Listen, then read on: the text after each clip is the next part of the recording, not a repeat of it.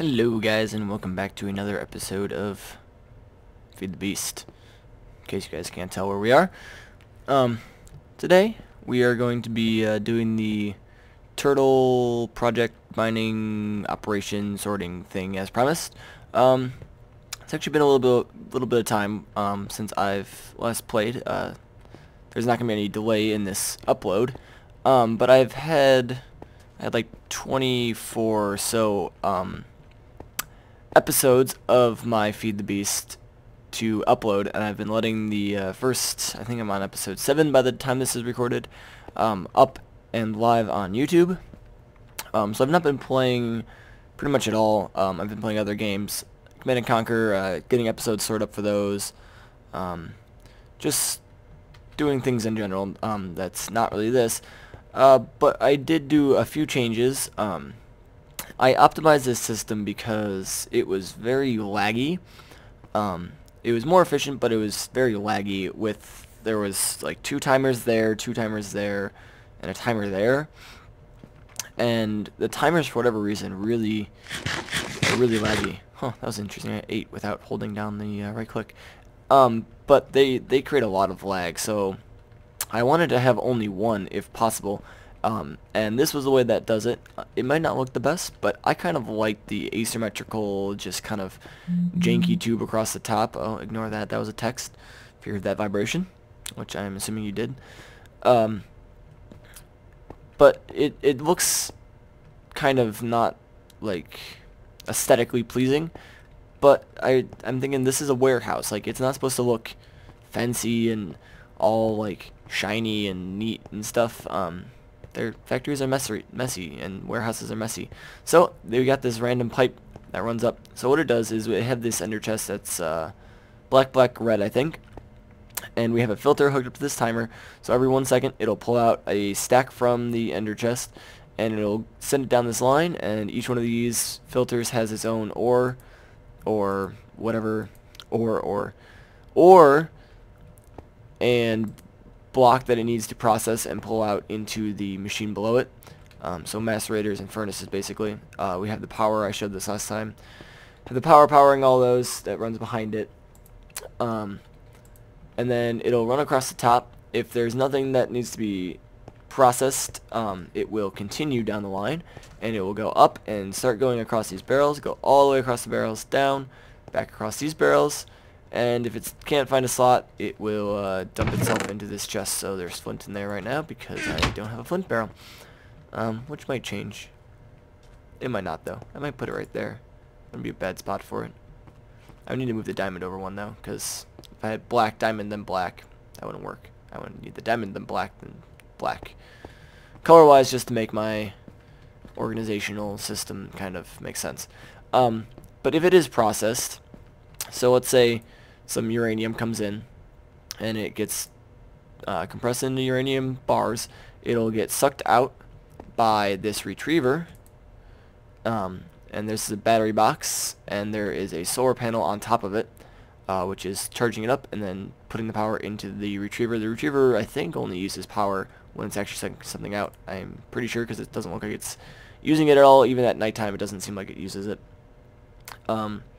So it gets sucked out through this long pipe, which runs across every single one of these machines, gets sucked out and sent around and sent back into the ender chest, and then it will run through again. So if it gets macerated first and then smelted second, it'll go through this process actually 3 times, because it'll go first, get macerated, get pulled out, that's 1, then go through again, get smelted into the bar, and then go back through again, and then the 3rd time it'll finally pass all the filters, and then go into the sorting system.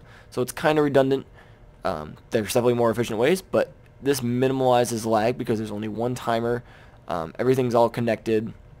I got rid of all the ender chests. It's all one big continuous line, which I think is better overall. But now I have a lot of ender chests just sitting around.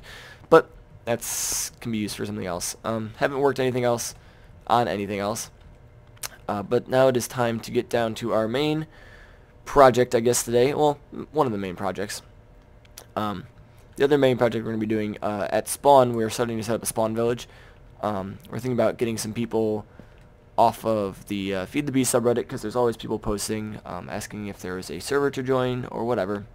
I'm thinking about recruiting a few people just to have more than the typical 4 people that we have on usually. But we thought we should have a spawn village of sorts so that if there are new people, they can have some place to look at and like see our bases and stuff without having to travel out far away. So we're probably going to work on that in the second half of the episode. But first, we are going to make ourselves a chunk loading turtle to be used in our auto turtle mining operation of justice. That's totally stolen from Nebris of Justice. Oh, I don't need 6, whatever. So first we make our enchantment table, and then we don't know how to place gold block or gold bars. So now we have our chunk loader. To get our chunk loader to be on a turtle, we need to make a wireless modem first. So that's stone with a redstone torch, and then we have our wireless modem, and we put our chunk loader, and we get a chunk loader module. So then we have our turtle, and we can put our chunk loading turtle. I'm also going to put a solar panel on him. This is the same solar panel as that guy, yeah. Okay. Now, he doesn't have the billions and billions of moves, but he really doesn't need it because he's really just going to be sitting there more than anything and loading the chunks for this guy. I'm going to have to figure out how to program the chunk loader because I don't really know. I'm assuming just it's on already by default. Let's actually pick you up and put you back down. It's hard to tell if it's on. I know you have to, for wireless modems normally, this little gray line that I have my cursor on will be red to say that it's on. I'm going to have to look into that. But even if I can't set the range, he's going to be right next to the guy anyway. So the plan is to have this guy just excavate just a single line every time, a single hole. So he'll just dig straight down, and he has the red or black red in his inventory, and so he will dig all the way down, which makes sure that he's always exposed to sunlight, so he'll always have fuel and moves or whatever. So he'll dig straight down, he'll get everything in that line, he'll come back up, he'll place down the ender chest in front of him, he'll deposit all the items. Once all the items are deposited, he'll pick the ender chest back up, then he'll move forward 1 block and repeat the process over and over to infinity. I might put like a 10,000 block limit on him, and then he'll turn around and then come back and like go 1 to the right, or maybe he'll just turn around after 10,000 blocks and then just stop, and I'll just reset him, because I don't know if I want him going to the ends of the map, because it might be annoying to have that large of a file on my hard drive. Not to mention it has to keep loading new chunks. I don't really know how the performance will be. So I might just have him go out like 10,000 blocks every time, and then turn around and come back, and I'll reset him and put him 1 block over, and he'll redo his job. And then what this guy's going to do is he's going to be actually probably a block in front, or 2 blocks in front, so like facing this way. And he's going to wait until there's the ender chest placed down, and he'll register that, and then he'll wait for it to get taken away, and then that turtle will then move forward, and when the ender chest gets taken away, he'll move 1 block back. So he should be moving at the same time as the actual mining turtle, and they'll just kind of stay 2 blocks apart and go for all eternity. And then all my resource problems will be gone. Really the only resource problem I have is uranium. That's the only thing you really can't make with UU matter. Since I have been off for about a week, my UU matter's been building up. I might have over 800 stacks. Might. I do, in case you can't read that. 828 stacks times 20, or times 64 plus 28, plus these 3 barrels of 64 each. So that's around 950 stacks of UU matter, which I don't know what to do with. Let's sleep. Why not? So yeah, I'm gonna need to find a use for all that UU matter. Start turning into diamonds or something, and then just pumping them out into lava. because I have no use for them. But we are going to go to our... don't I have a linking book? I guess I don't. I just have the actual world book, age book. So we're gonna go here, and this was where I was mining before. Oh, my engine's on. This is where I was actually just manually mining before. So we're probably gonna set them out and just go this way. Oh, didn't think about that. See, I intentionally made this world completely flat with no crystals or anything, so that they could eternally go forward without having to worry about running into things. But then I completely neglected to think about the fact that there's mushrooms. So maybe I'm gonna have to. So I'm gonna have to have the mining turtle be in front, because he's gonna need to be able to cut down things in his way, since this guy, this guy cannot cut down anything. Why? I always want to exit out with E and it doesn't work. He's also need to attack things in his way. So this guy is going to need to detect front if he can't move, and then dig or attack or whatever to get things out of his way. And then probably he'll turn around. Yeah, probably turn around. Unless I can time exactly how long it takes him to go down, which I probably can actually, because it's going to be the same thing every time. Each block breaks at the same exact time as everything else. So he'll do a consistent time that it takes him to go down and come back up, and then I can have him move every that amount of seconds, or I can have him turn around, put down the ender chest, and have him detect it like I was going to be.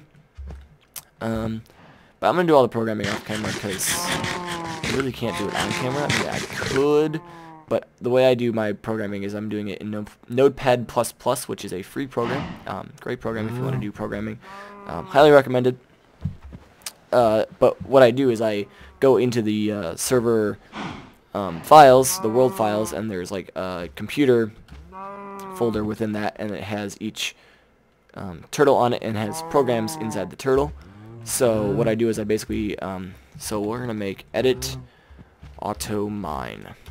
So we're going to save this, and then it's going to create a blank file called auto mine on my hard drive. Edit auto mine.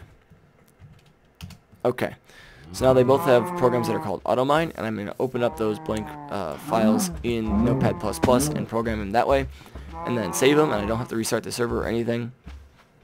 It'll just automatically update, and they'll be good to go.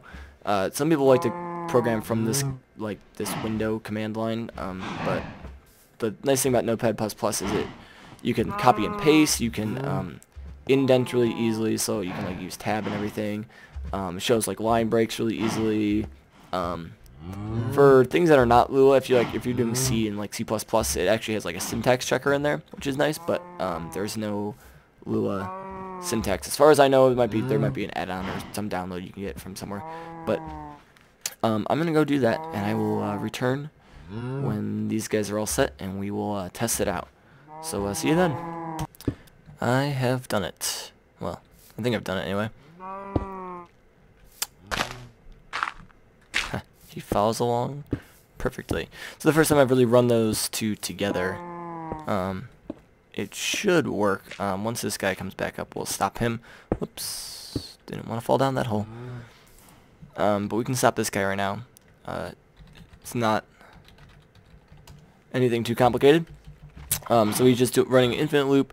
He opens the right side of him, which is the wireless chunk loader thing, which I don't know if it needs to be opened, but I opened it like a wireless modem, just in case it does need to be turned on. So then he repeats a loop where he looks for something in front of him, which looks for the ender chest. Every half a second he does that, and then that'll just kind of keep running until the turtle detect equals true, which means there is a block in front of him. Then after that, he repeats every 10th of a second that he waits until the block disappears. So basically when the ender chest gets put down and then picked back up, then he waits 1.5 seconds and then moves forward, and then this just repeats, because it takes about that long for the other guy to pick it up, turn around, and move so it doesn't run into it. But it's pretty simple. That's the simpler of the two programs, so you can see it's red here. That's how you know it's on. The other one is a bit more complicated, and we can see if we can stop him once he puts everything away. Alright. So, edit startup. So, this is a pretty long thing, took me a while to do. I have some basic functions in here. The fuel one is kind of redundant and unnecessary considering he should always have fuel. But if for whatever reason he runs out of fuel, he'll wait 5 seconds so that he can charge it from the sun. I mean, like, yeah. So then I have a function for him to turn around, which is just turn right twice. This is his unload function, which he does after he digs all the way down. So he selects the first slot, which is the ender chest. You have to put the ender chest in that slot, otherwise it doesn't work. Then he turns around, places down the ender chest, and then for each of the slots, 2 through 16, which is down here, he will select that slot and then drop everything in the slot into the ender chest. Then selects the first slot again, digs to pick up the ender chest back up, and then turns around and resumes what he's doing. So the dig function, I did it the lazy way. This actually is 72 blocks. So we're at level 73. Or 72, I think. What are we at? 73. But he only has to dig down 72 to get down to level 1, which is the bedrock layer. So he digs down 72 blocks and then moves down that block. And then after that, he comes back up those 72 blocks. And that's the end of that dig function. So the main function that runs 1,000 times, I have it set to. I can select how many I want to do that. Maybe eventually I'll do it to be a square. But then I would have to program this guy to move in a square as well. Maybe I could just put a chunk loader in the middle. Anyway, irrelevant. So this time it runs 1,000 times. I can switch that. He runs the dig function, which is the dig down, come back up, does the unload function, which is the turn around, put the stuff in the ender chest, turn back around, and then if he can't go forward, then he digs what's in front of him, then moves forward. Otherwise, he just goes forward. And then I run the fuel function just in case he's somehow ever out of fuel. It won't really do that much because it just waits 5 seconds to do it, but whatever. So he's actually turned around the wrong way, so we need to do that, and we need to get rid of this.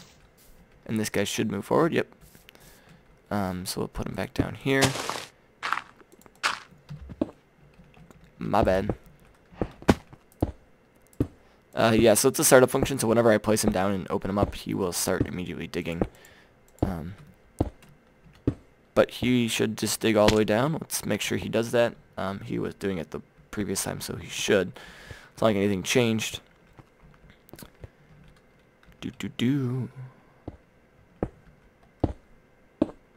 And then he'll come back up, and he will be completely self-sustaining. I'm hoping the chunk loading thing works. We'll teleport back when he's about to come up so we can see if things are coming out the other side. And if they do, well, then successful, and we can move on to our next thing today, which is going to be working a bit at where the spawn village is going to be. My plan is to get basically one of every spawner soul cage thing. So like all the mobs, even like chickens, cows, sheep, and basically set up an auto killer for every single one of them, and then have barrels at the front that has all the that has the 1024 upgrade, and then just have barrels full of every single mob drop you really ever could need. And anything in excess will get sent to a recycler. Oh, I was going to teleport back. Whoops. Ah, that guy moved while I was on him. So, he's going. I'm going to... let's test this out. He is at level 57. Okay, so we're going to wait a few seconds here.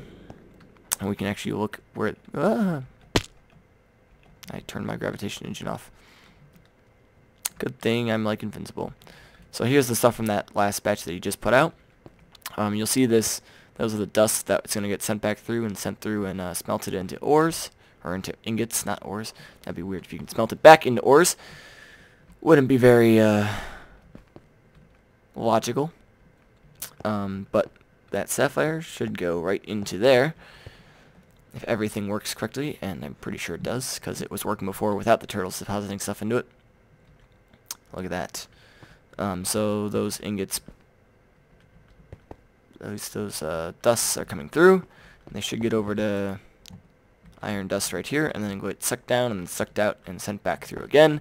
And then the third time through, they'll finally get all the way down to iron, which is right over there. I added the flint chest because that's a pretty common thing to get when there's going through gravel. I added a grass chest because I had a lot of grass. I added this barrel, not chest. These aren't chests. I added this barrel, but I don't know what to put in it, so I put other barrels in it as a placeholder. Otherwise, everything would just kind of try to go into there. Ingots are going through. Okay. Oh, I think our turtle. Yep, that would be the next batch of the turtle, because that was not there before.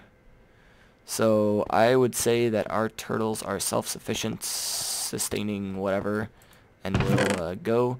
I need a barrel for the quartz crystal, but the issue is it would be like right here in terms of where the color should be, and I don't have any extra space. I could put it here instead of like clay.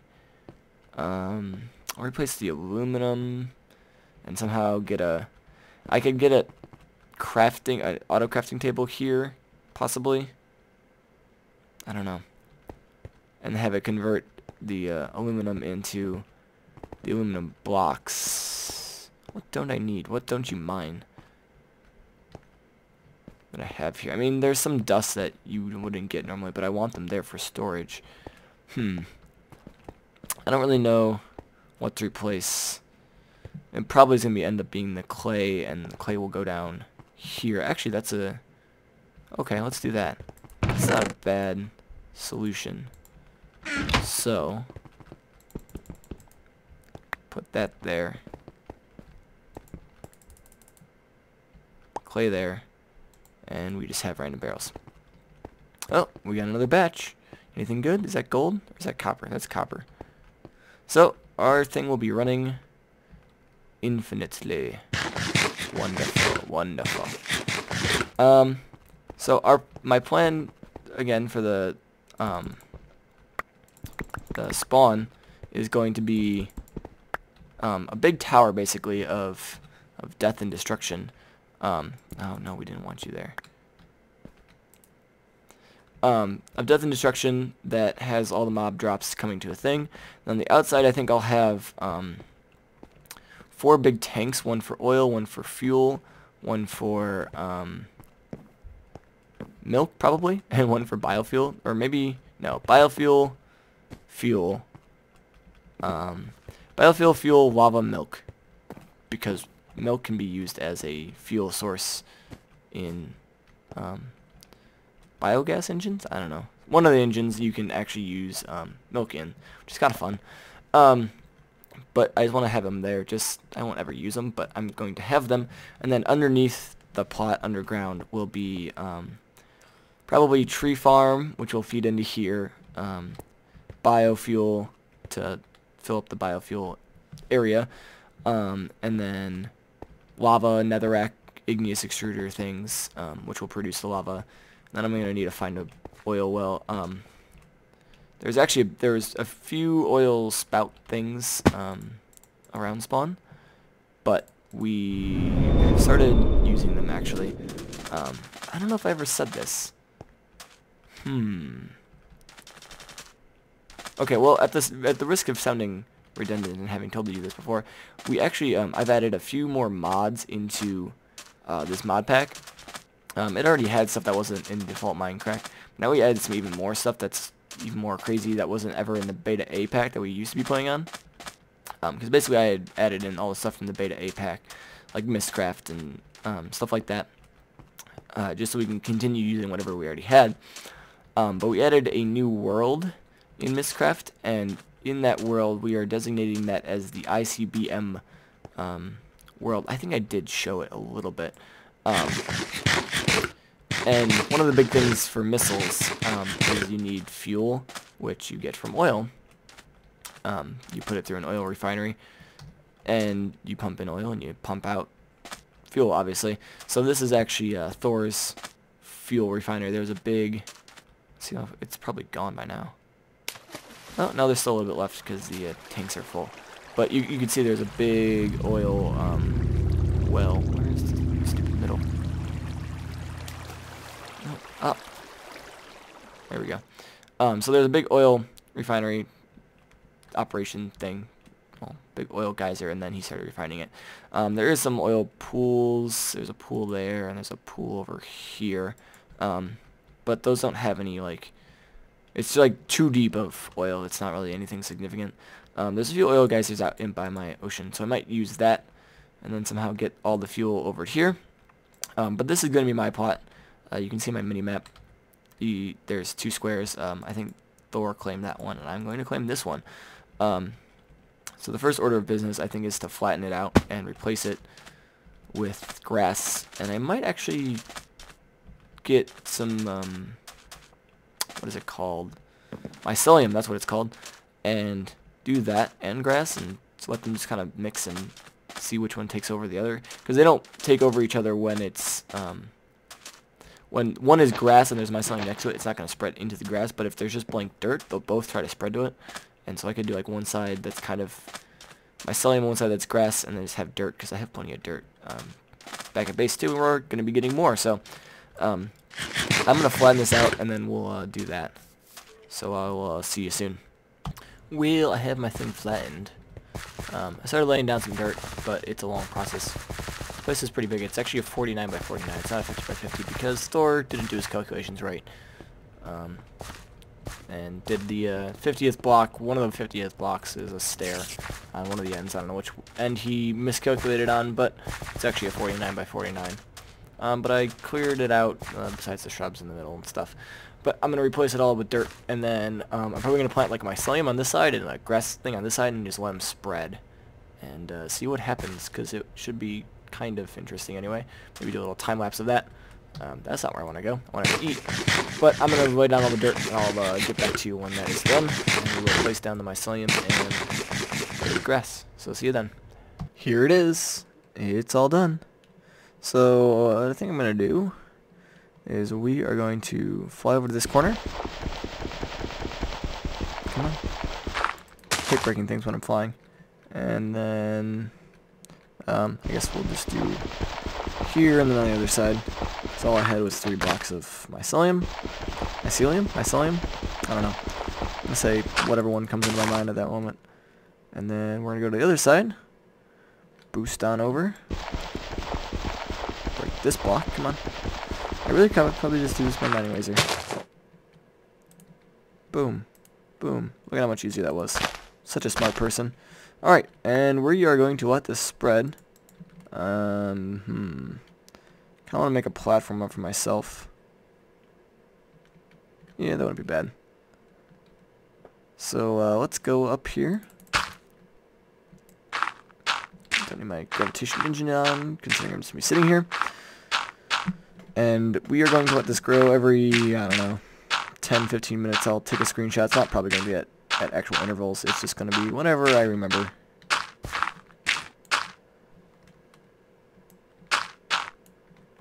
Alright. Take pictures every once in a while, and we'll see when it's done and see what it looks like.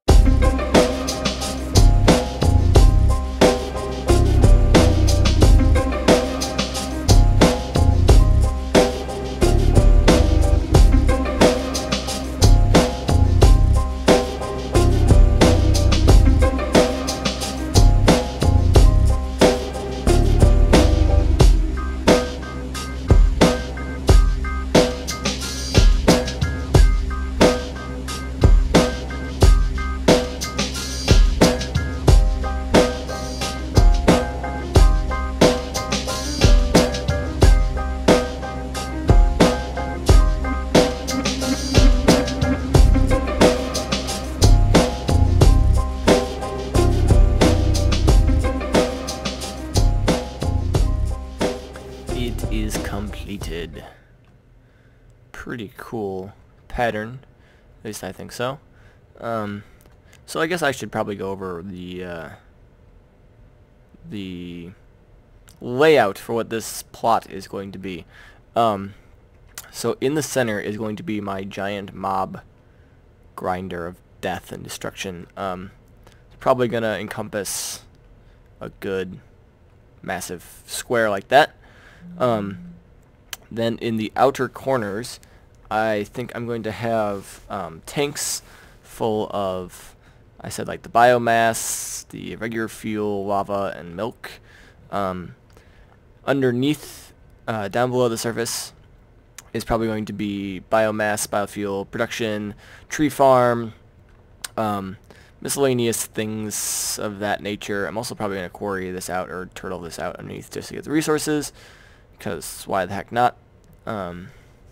There's monsters spawning. I need to lay down some torches or lighting of some sort.